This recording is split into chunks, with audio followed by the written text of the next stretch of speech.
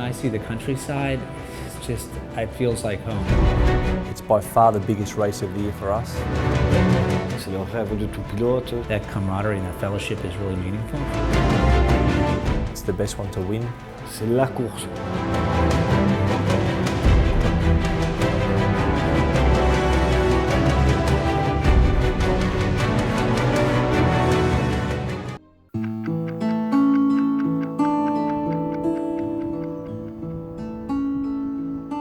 So where are you braking back there? Basically right when your hands go straight. As soon as your hands go straight, it's just a light, long brake.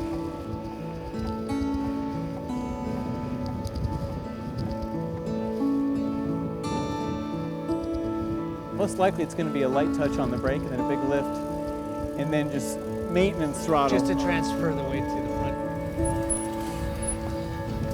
See, this is sometimes where I can... Remember, you can use the exit curve, but the curve's off camber. Yeah. Here on the exit. There's a lot of camber here too, so you get right down on it. You need to use this camber big time.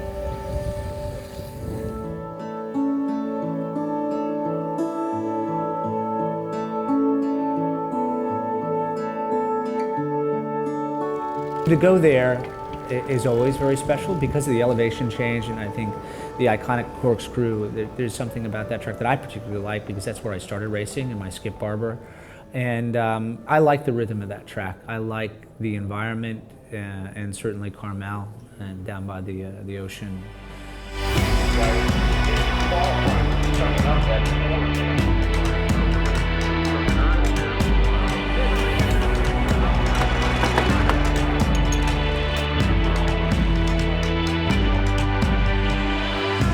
You know I'm not one to break promises. I don't want to hurt you, but I need to breathe. The 991 based RSR, 911 GT RSR that we will run in France is entirely different.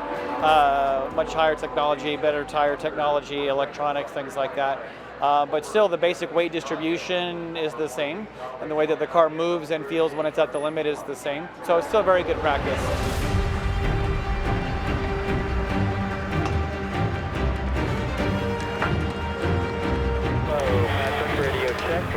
We had done a really successful test at Road Atlanta on the brakes, and then when we got there, we had thrown out everything that we had learned and started over, and that was just, you know, we were behind from the beginning.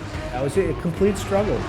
There's just no pedal. They're going to stop. They're going to vibrate like crazy. That's what I got to live with. Copy. So, is it uncomfortable beyond the pedal? I mean, by that I mean, is the car reacting great? Is it trying to stop? The car's fine. Is, you know, I mean, I'm not up to speed, so, you know, we'll see what we have. Roger that.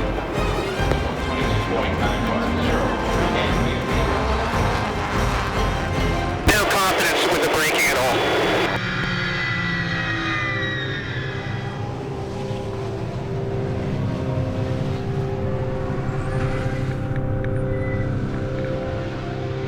I was very upset for a couple different reasons. One, because I wasn't getting enough track time and I wasn't being able to be aggressive enough in the braking.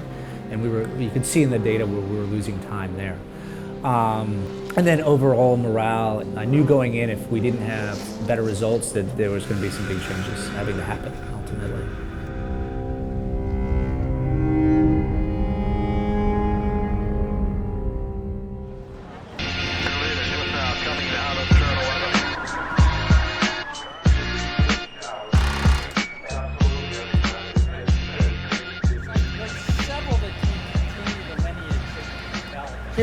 We were thinking about this, but your point the other day was really good about worrying about the color. I like it. You like that? I think it looks mean with black wheels and all that. I just said it's hard to see a car at night that's dark. Yeah. Whether you're coming up on them or. I mean, if we do you have another angle of that? Oh yeah, it's here. I agree with Jim that the scallops should be just morphed a tiny bit to match our brand corporate identity. Yes. See, I think that too. See, I love that one. Yeah. That's fucking cool. I think that's super cool. It looks great. That one's more visible. Yeah. Like I'm talking about at night or in the But mirror. obviously it just doesn't relate to the It doesn't relate to Dempsey racing. If you have partners, the partners does are look going to bitchy. get lost on it. It does look bitchy. Unless Porsche's What's paying one more for the car whole design, thing. Jim? Come on, we had like one I every year. know. And that's the one that the kids gravitated to. But imagine you have a partner on there. It's going to be invisible. It will be invisible, yeah. Well, when we have a partner, we can worry about where to put them. It's looking good, a lot different than last year, so still some decisions to be made, as you could hear. But either way, I think we're going to have a pretty wild livery this year.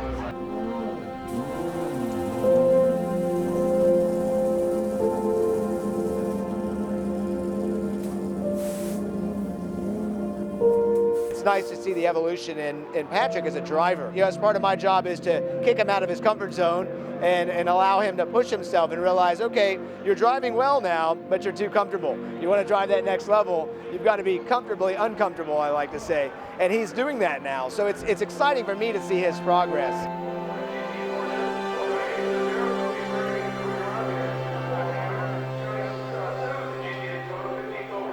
Welcome to the track, first of all. It's great to have you here.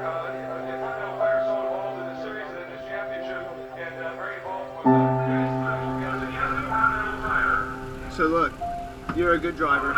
Good drivers adapt. So just adapt to the car. You know, you can feel it on the base lap. You'll feel that. I think you're gonna like the chassis better on the base lap. So just like I said, we just have to adapt to the car and race what we have. Just that. Don't try and force the issue. Just get the laps in. Let's see where we end up. And have fun. Yeah, relax. Close the eyes.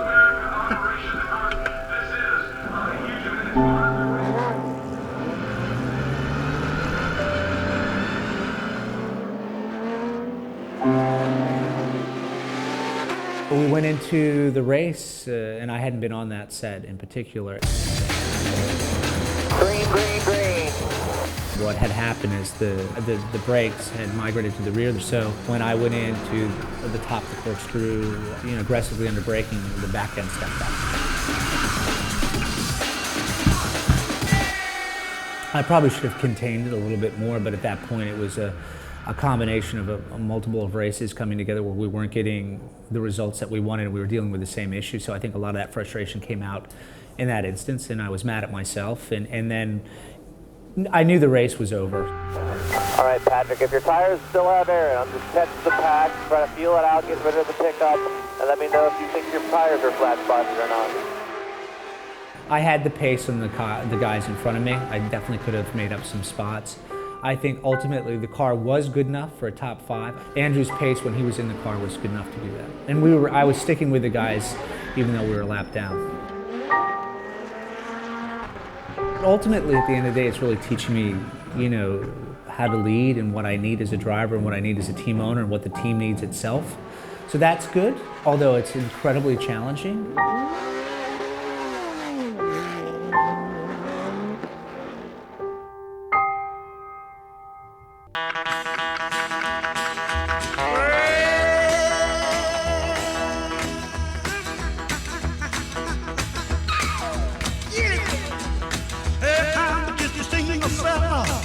With a lot on my mind, and I'm looking for me a woman, but she's mighty hard to find. Oh, that's my country cousin, take the hottest spots in town. 5, 6, Oh, that 7, little bitty woman, 8, well, she did 9, 10, come on, 11, 12, 13, 14, switch, 3, 2, 1.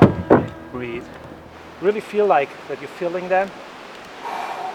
I mean, you feel like it pumping. Then you feel like, okay, it's now calming down, and then you don't hear it anymore. Do it one more time, and then you go from 150 down to probably 90. Right now, we are actually getting to the peak zone.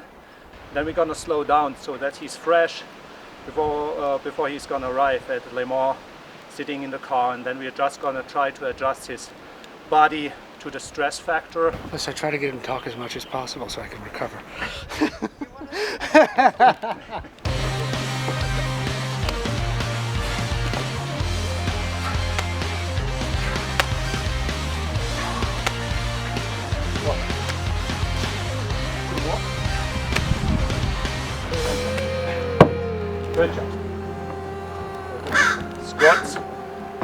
overhead, just 10. How many? 15. It always helps when you know the number.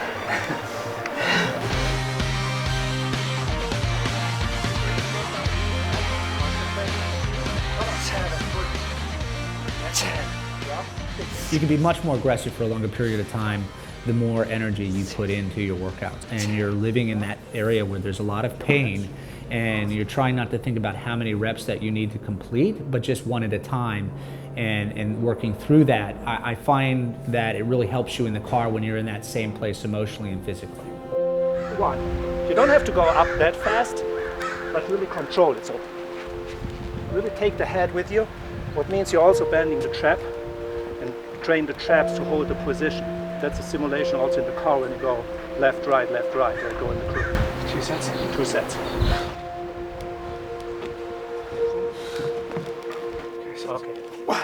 And really intense. 2. 3. Good. 4. 5. 6. Keep going. 7. 8. 9. 10. 5 more.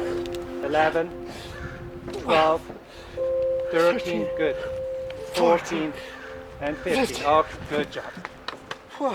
I think I'm stronger physically and mentally than I have been in the past. So going into Le Mans, I'm looking forward to that. Open the wings and hold it, okay? 10 seconds each foot. A lot of stuff will get to a point when we've exhausted the muscles to work on concentration and balance. And that's important too, because those are the things that you really want to be able to work through the pain and still stay mentally sharp.